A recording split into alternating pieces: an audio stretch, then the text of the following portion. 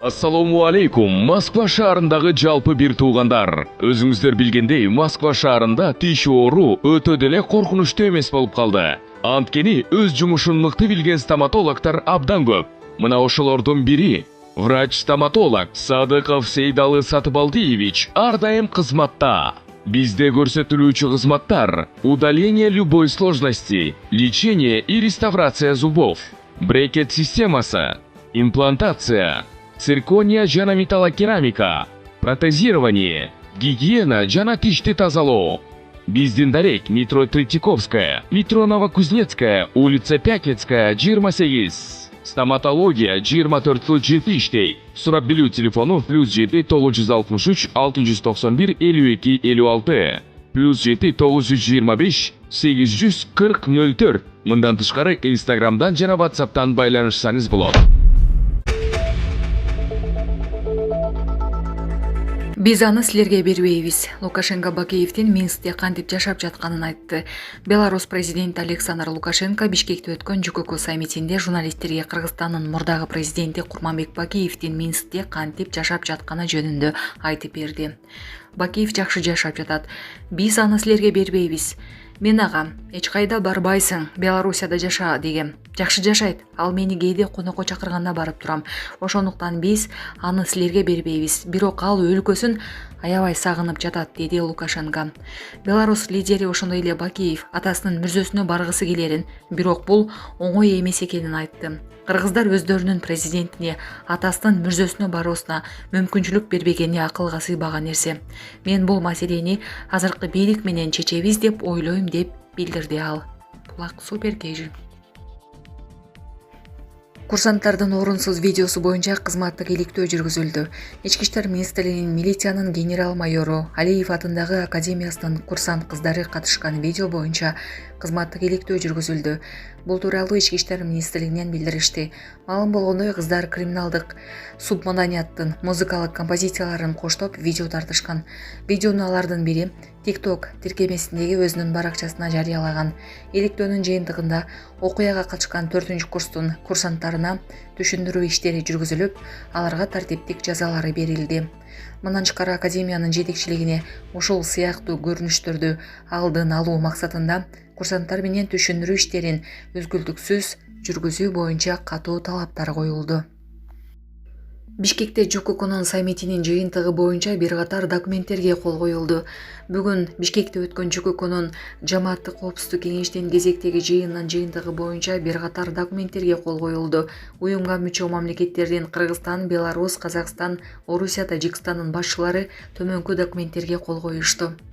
Жамааттык коопсуздук жөнүндө келишим уюмунун жамааттык коопсуздук кеңештин декларациясы, жамааттык коопсуздук жөнүндө келишим уюмунун жамааттык коопсуздук стратегиясы жөнүндө ЖККнын чечими, жамааттык коопсуздук жөнүндө келишим уюмуна мүчө мамлекеттердин 2026-2030 жылдарга карата баңгизаттарга каршы стратегиясы жөнүндө ЖККнын чечими, баңгизаттарды мыйзамсыз жүгүртүүгө каршы аракеттенүү жаатында кызматташтыкты чыңдоо жөнүндө ЖККнын билдирүүсү, жамааттык коопсуздук жөнүндө келишим уюмунун башкы катчысы жөнүндө ЖККнын жамааттык коопсуздук келишиминин чечими, жамааттык коопсуздук жөнүндө келишим уюмунун аскердик экономикалык кызматташтык боюнча мамлекеттер аралык комиссиясынын төрагасы жөнүндө ЖККнын чечими, жамааттык коопсуздук жөнүндө келишим уюмунун жана ага мүчө мамлекеттердин маалыматтык мейкиндиктеги оң имиджин калыптандыруу чаралары жөнүндө ЖККнын жамааттык коопсуздук келишиминин чечими,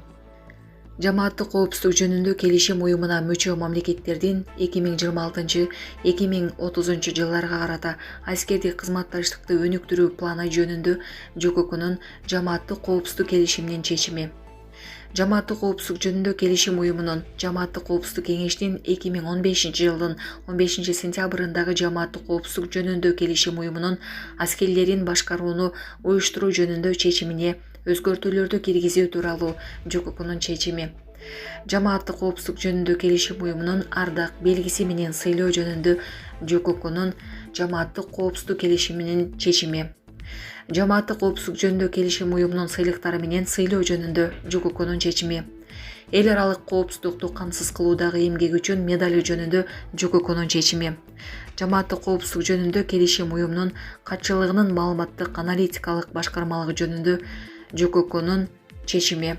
Жамааттык коопсуздук жөнүндө келишим уюмунун 2024 жылга карата бюджетинин аткарылышы боюнча отчет тууралуу ЖКК жамааттык коопсуздук келишиминин чечими.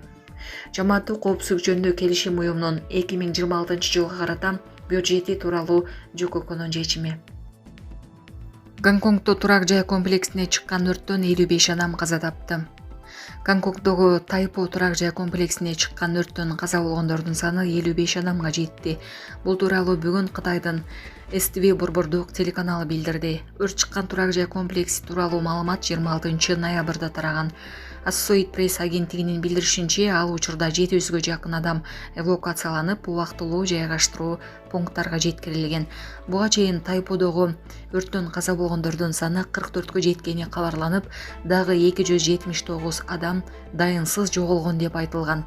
Маалыматтарга караганда 7 блоктун ичинен 4-өө көзөмөлгө алынган, төмөнкү кабаттарда аман калгандарды издөө иштери уланууда. Ошондой эле комплекстеги 8 турак кварталы 2024 жылдын июль айынан бери ремонтто болгон. Ал жерде бамбук, курулуш тепкичтери жана коргоочу торлор орнотулганы айтылды.